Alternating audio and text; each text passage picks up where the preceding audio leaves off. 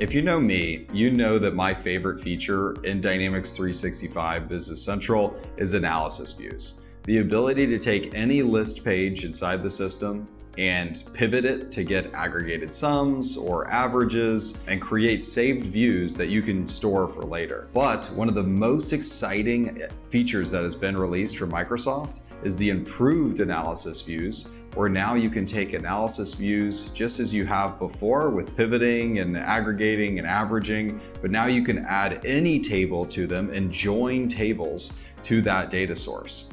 So you can create an infinite amount of reports inside of the system now by joining different tables, being able to visualize all of your data direct inside of Business Central without having to export it out to Excel to perform pivot tables and join multiple data sources in. So if the data lives within Business Central, you're now able to create that analysis view and get to that insight that you're looking for. This is an incredible feature that I'm really excited to see all of our customers take advantage of. So if you're curious about how this works in Business Central, then reach out to us today. Be happy to give you a demo of what it looks like.